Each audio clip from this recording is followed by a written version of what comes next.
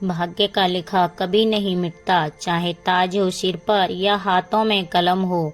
वक्त जब पलटे तो राजा भी रंक बन जाए, क्योंकि किस्मत की कागजी लकीरें कभी झूठ नहीं कहती। अहंकार जब सिर उठता है तो विधि मुस्कुरा कर वार करती है।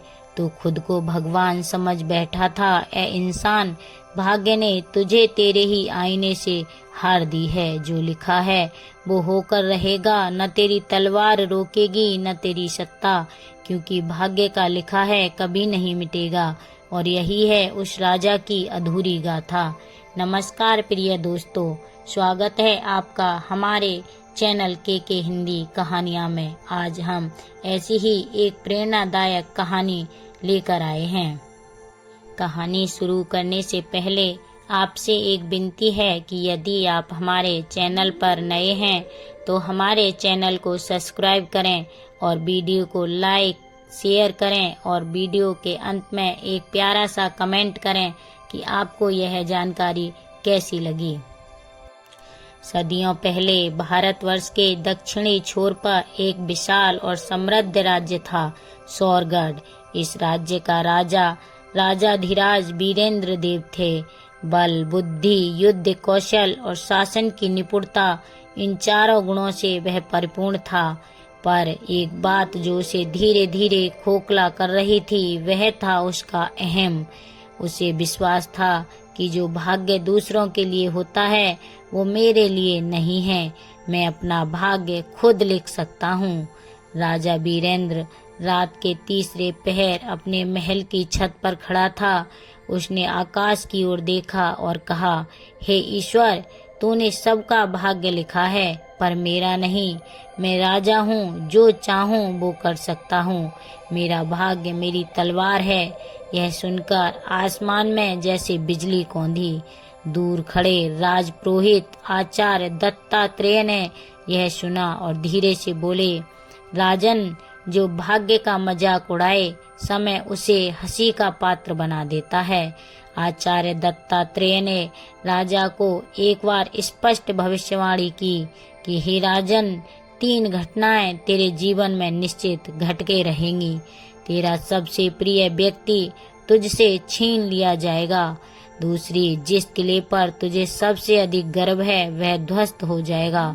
और तीसरी, और तेरा अंत उसी स्थान पर होगा जिसे तू सबसे तुच्छ समझता है। राजा हंसा, मेरे प्रिय, कोई छीन नहीं सकता। मेरा किला अभेद है और अंत की मैं इजाजत नहीं देता।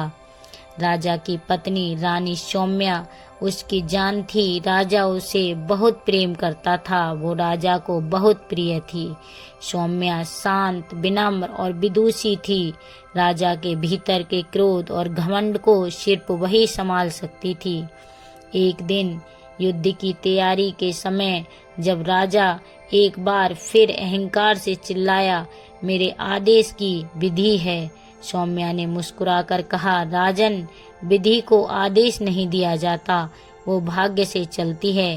राजा इस बात से नाराज हो गया और उसने रानी को महल से कुछ समय के लिए निकाल दिया। उसी रात रानी को जंगल जाते हुए डाकुओं ने हमला कर मार डाला। राजा को जब यह समाचार मिला तब वह तड़फ उठा और आचार्य बोले, यह विधि का पहला लेख था राजन, भाग्य का लिखा मिटा नहीं। वीरेंद्र का अभिमान अब और बढ़ गया। धीरे धीरे उसका अभिमान बढ़ता जा रहा था। उसने अपनी सेना बढ़ाई और अजयगढ़ नाम का नया किला बनवाया, जिसकी दीवारें इतनी ऊंची थीं कि पक्षी भी थक जाए। एक दिन दूर देश के राजा भानुपाल ने सौरगढ़ पर हमला किया। राजा वीरेंद्र ने अपने अजयगढ़ से चुनौती दी, ताकि यह किला टूट जाए तो मैं अपना सिर काटकर तुम्हें दे दूंगा। आक्रमण हुआ, लेकिन राजा के ही एक सेनापति ने, जिसे उसने अपमानित किया था, दुश्मनों को गुप्त मार्ग बता दिया। अजयगढ़ टूट गया। राजा भागा नहीं, वह चौंका। आचार्य ने फिर कहा, दूसरी भविष्यवाणी पूर्ण हुई राजन, भाग्य के आगे किले नहीं टिकते। अंत में तीसरी भविष्यवाणी पूरी होने वाली थी। राजा अब गिर चुका था। वह भेष बदलकर नगर नगर भटकने लगा। वह चाहता था किसी तरह अपने भाग्य को फिर से लिख सके। एक दिन वह एक दरिद्र गांव नरहट पहुंचा। वहीं भूखा, थका और अकेला उसे एक बूढ़ी स्त्री ने भोजन दिया। राजा ने उस बूढ़ी स्त्री से पूछा, यह कौन सी जगह है? वो बूढ़ी महिला बोली, यह नरहट है महाराज, जिसे सौरगढ़ के राजा ने कभी भिखारियों की बस्ती कहा था। राजा चौंक गया। उसी स्थान पर जहां उसने एक बार अपमानित किया था, आज वह स्वयं अपमान का पात्र था। उसी दिन उसे बुखार आया। 3 दिन में शरीर जर्जर हो गया और चौथे दिन राजा वीरेंद्र देव की मृत्यु उसी नरहट गांव में हुई। आचार्य दत्तात्रेय राजा के शव के पास आए और बोले, भाग्य का लिखा न तीर से मिटता है न तलवार से। जो राजा धीराज अपने आप को ईश्वर से ऊपर समझा, वो विधि के लिखे को मिटा न सका। दोस्तों, सत्ता, बल और बुद्धि के ऊपर विनम्रता सबसे बड़ा गुण है। प्रिय दर्शकों, जो व्यक्ति अपने भाग्य पर अहंकार करता है, भाग्य उसे मिटा देता है। जीवन में चाहे जितना बड़ा बनो, कभी भाग्य और कर्म के नियम को मत तोड़ो। और अंत में जो विधि ने लिखा है उसे केवल समय ही खोलता है, मनुष्य नहीं। प्रिय दर्शकों, तो आपने देखा, जिसने समझा कि वो भाग्य से ऊपर है, वो अंत में उसी भाग्य की मिट्टी बन गया। सत्ता छिन सकती है, संबंध बदल सकते हैं, लेकिन समय और भाग्य किसी के अधीन नहीं होते। जो लिखा है वो होकर रहेगा, और यही इस कथा का सबसे बड़ा सत्य है। तो प्रिय दोस्तों, अगर आपको ये कहानी थोड़ी सी भी दिल को छू गई हो, तो इसे अपने दोस्तों, परिवार और अपने तक जरूर पहुंचाएं, क्योंकि हो सकता है किसी को इसका एक छोटा सा संदेश भी उसके जीवन का रास्ता बदल दे।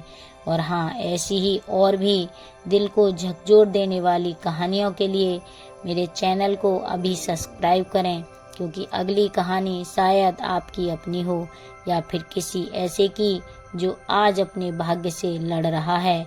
मिलते हैं अगली अद्भुत और ज्ञान से भरी कथा में। तब तक याद रखिए, भाग्य का लिखा कभी नहीं मिटता। हर हर महादेव।